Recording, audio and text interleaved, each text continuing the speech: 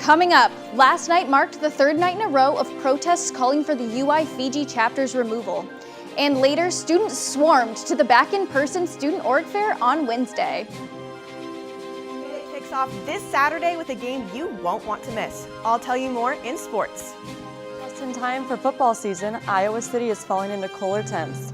This weekend, I'll tell you more about in weather. All that and more coming up on this Monday morning edition of DITV News. Don't go anywhere, DITV News starts right now.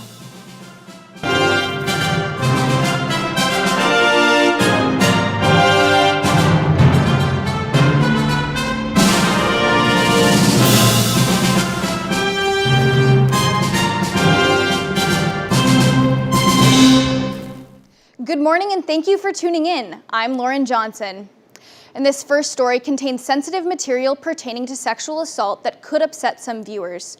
After protests erupted at the University of Nebraska-Lincoln to shut down the Phi Gamma Delta fraternity, or Fiji, for sexual assault allegations, UI students came together to take action against the chapter here. DITV reporter Ashley Wheel has more on the protests that took place this week. An online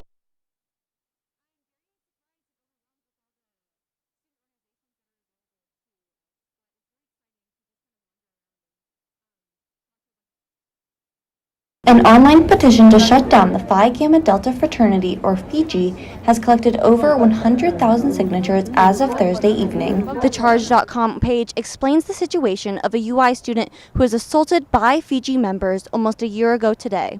The court case was not picked up over a year ago, but the case was recently reopened. I don't think it's okay to have to worry about our safety every time we go out. I don't think that any of this is right.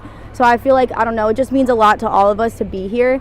And we stand by her 100% because I feel like there's so many girls who have been in similar situations and it's not okay. On Tuesday, students took to the fraternity house to protest in support for the survivor and to push the UI to shut down the chapter and hold the boys accountable. Most importantly, the university needs to hold them accountable. This has been swept under the rug for so long now, and frats get in trouble all the time for drinking and related things, but there was a person who was literally raped, and that's going to affect her for the rest of her life, and we're barely talking about it.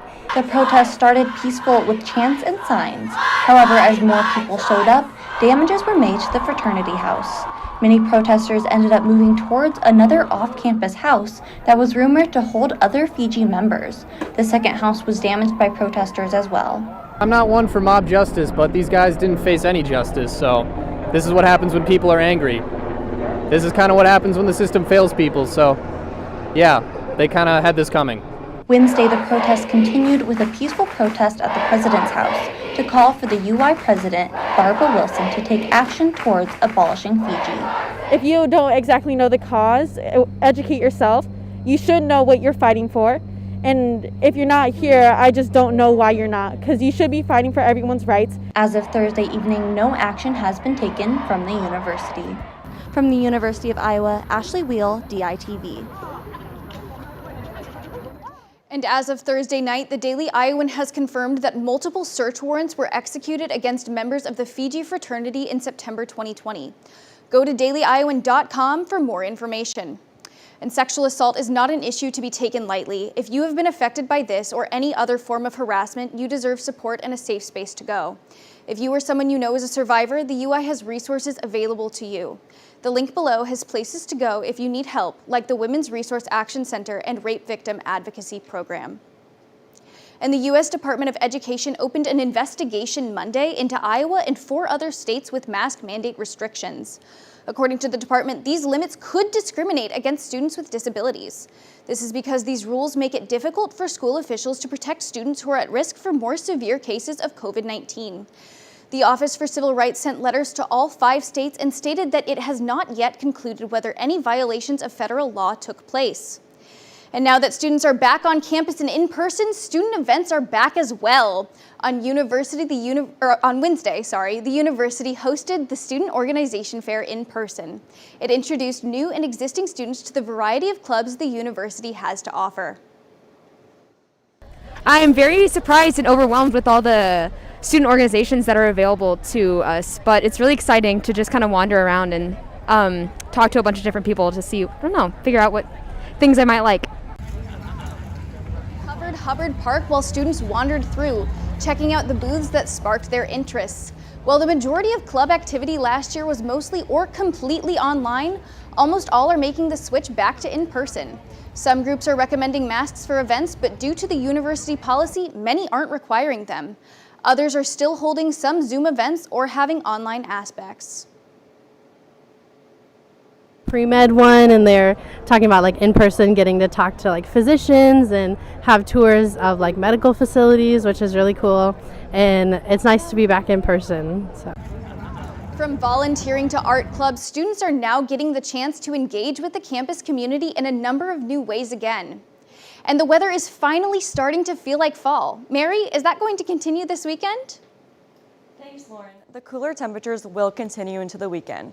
Today will be 72 and rainy with a low of 63. And for the Hawkeye football fans out there, Saturday will be cloudy with a high of 75 and a low of 61. The sun will come out Sunday with a high of 81 and a low of 54. Speaking of the first football game, let's pass it to Julia for the kickoff of pregame.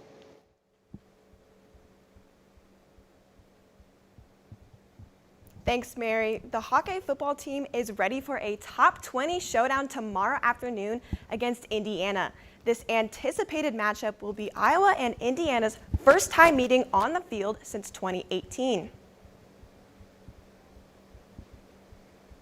And second game will build momentum for us later in the season. So I think it's very important for us preparation-wise and knowing who we are as a team. The expectations are high for the Hawkeyes to take down Indiana, and running the ball efficiently on first down will be the key. If we're going to be good, we have to run the ball successfully and effectively. We got to do that, and we got to do both. But part of that depends on how they want to play too. Be a matchup you don't want to miss. And Iowa fans will definitely not miss this matchup, as the fans are ready to fill up the stands for the first time in almost 2 years. I found out how students feel about experiencing Iowa's most loved traditions yet again.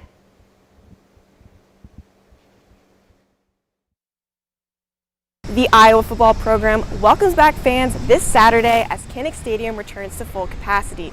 The stadium remained empty last year due to the COVID-19 pandemic, but students are buzzing with excitement to fill the student section once again. I'm excited to see everybody dress up. Like, I've seen pictures of the student section and everybody has yellow, black, and gold going on, and I think that aesthetic is kind of cool. Junior and senior students have not stepped foot inside Kinnick Stadium's gates in nearly 2 years. Many of these students are anticipating the return back to their former stomping grounds and cheering on the Hawkeyes with their peers. I'm not the biggest football fan, but I love to yell, and I feel like I've missed hanging out with my group of friends in a setting like that. The 70,000-person stadium will not require masks for vaccinated individuals, but some students are concerned about how that will affect the remainder of the season. I personally don't think there'll be many home games, especially with the no mask policy in Kinnick and around Kinnick. So the University of Iowa's strong encouragement of using face coverings will be applied at Kinnick Stadium, but whether or not students will comply remains unknown. The Hawkeyes kick off their season with a Big Ten battle against the Indiana Hoosiers this Saturday at 2:30. The Iowa soccer team was hot last night, shutting down Purdue Fort Wayne 5-0. Grad student Alyssa Walker opened the match up with back-to-back goals to set the tone for the Hawks. Head coach Dave Diani said, quote, "I was working with Alyssa Walker for about 25 minutes this morning on finishing, and she thought that would help her with today's game, and it obviously did," end quote. The Hawkeyes were untouchable on both ends of the field, holding Purdue Fort Wayne at only 1 shot on goal, while the Hawks had 17. These Hawkeyes will look to carry their momentum to the match against Mississippi State this Sunday at 1. And that's all we have for this sports roundup. See y'all on Saturday. Back to Lauren. Thanks, Julia. And thank you for tuning in to DITV News. We'll be back next Friday with all the latest updates from the Daily Iowan Newsroom. Thank you. From Iowa City, I'm Lauren Johnson. Have a great day.